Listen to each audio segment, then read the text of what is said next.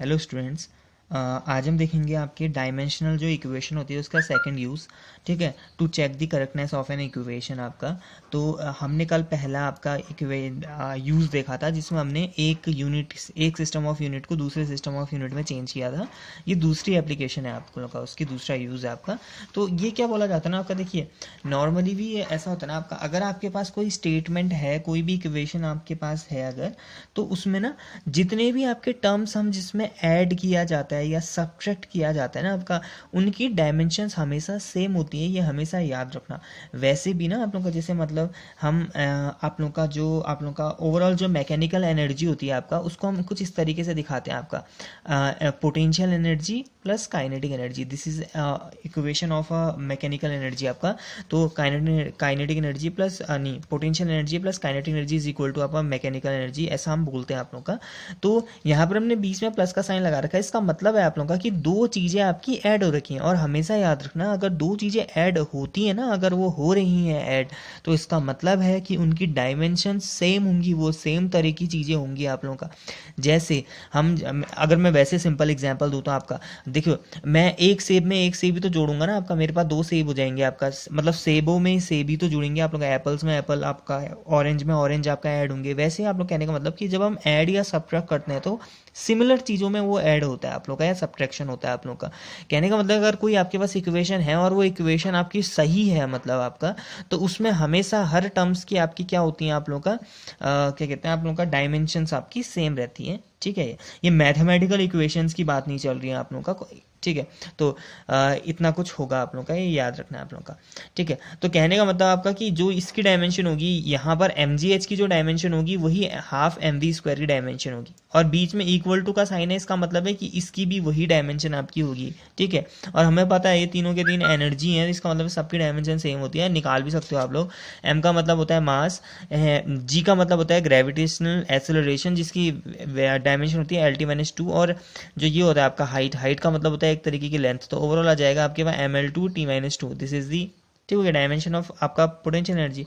अब इसकी डायमेंशन निकालोगे तो हो जाएगा हाफ की कोई डायमेंशन नहीं होती है, एम की डायमेंशन एम, वेलोसिटी की डायमेंशन होती है आपकी LT-1, इसका स्क्वायर करना है। ठीक है, तो हो जाएगा ML2T-2। हमने देख लिया दोनों की डायमेंशन आपकी सेम आ रखी है। तो ये है आपका एक यूज़ आप लोगों का।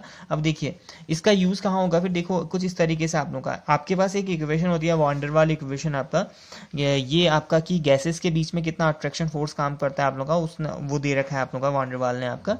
तो इक्वेशन कुछ इस तरीके की, P+A/V², फिर V-V = RT आपका। ठीक है, तो यहाँ पर ये जो ए और ये जो बी होता है ना, ये एक तरीके के कांस्टेंट होते हैं आप लोग का, और इनके बारे में हमको ज़्यादा पता नहीं होता है आप लोग का। तो हम क्या कर सकते हैं, इस डायमेंशन मेथड का यूज़ करके हम इन ए और बी की यूनिट्स के बारे में फाइंड आउट कर पता लगा सकते हैं। यूनिट और डायमेंशंस कैसे पता कर सकते हैं, कैसे पता करेंगे, देखो यहाँ पर अगर मैं देखूँ पहले वाले पार्ट में, तो P+A/V², मतलब P में हमने ये चीज़ आपकी ऐड कर रखी है ना, P+A/V² कर रखा है। तो इसका मतलब क्या होगा, इसका मतलब सिंपल ये होगा कि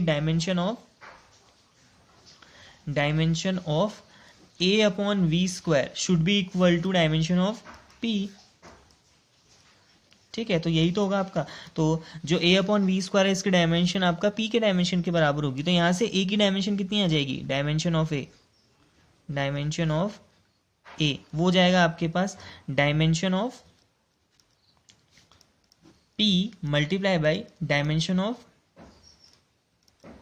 V²। ठीक हो गया, तो कुछ इतना सिंपल सा आपका। अब P का मतलब होता है प्रेशर एंड V का मतलब होता है आपका वॉल्यूम इस आइडियल गैस इक्वेशन में आपका। तो हम यहाँ पर से प्रेशर की डायमेंशन और वॉल्यूम की स्क्वायर की डायमेंशन रख देंगे, तो आपका आंसर आपके पास आ जाएगा आपका। तो प्रेशर का डायमेंशन क्या होता है आपके पास, प्रेशर इज इक्वल टू होता है आपके पास फोर्स अपॉन एरिया, ये याद रखना है आप लोगों का।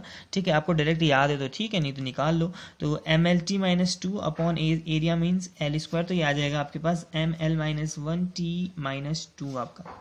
ठीक है, यहाँ से आ गया। V² का मतलब होता है वॉल्यूम आपका, तो वॉल्यूम का कितना होता है L3, इसका स्क्वायर करोगे तो ये स्क्वायर। ठीक है, तो ये बन जाएगा आपके पास M, यहाँ से आएगा L⁻⁶, उसमें से एक घटेगा तो L⁵ T⁻⁻²। तो दिस इज आपका डायमेंशन ऑफ A।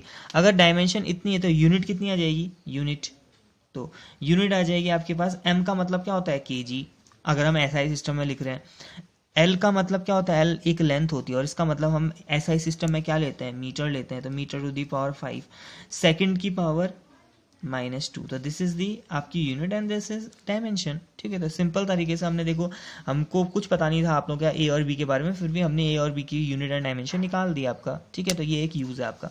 अब हम बी की डायमेंशन भी निकालते, तो बी के लिए क्या था आपका, देखो बी और वी माइनस बी का रखा है, वी से हमने बी को घटा रखा है, इसका मतलब है अगर घटा रखा है तो इसका मतलब है कि वी और बी की डायमेंशन आपकी सेम होती होगी, तो यहाँ से सीधा है फिर आपका dimension of V B is equal to dimension of v, और v की डायमेंशन होती कितनी है आपका एल क्यूब, तो this is the dimension of b। ठीक है, एल क्यूब है तो यूनिट कितनी हो जाएगी b की, यूनिट ऑफ b, तो ये हो जाएगा आपके पास एल का मतलब metre, metre cube, this is the dimension on unit. ठीक हो जाएगा। तो ये थी सेकंड यूज़। अब जो इसका थर्ड यूज़ है वो कल देखेंगे आप लोगों का। तो अगर ये वीडियो पसंद आए तो लाइक कीजिएगा, share and subscribe. Thank you.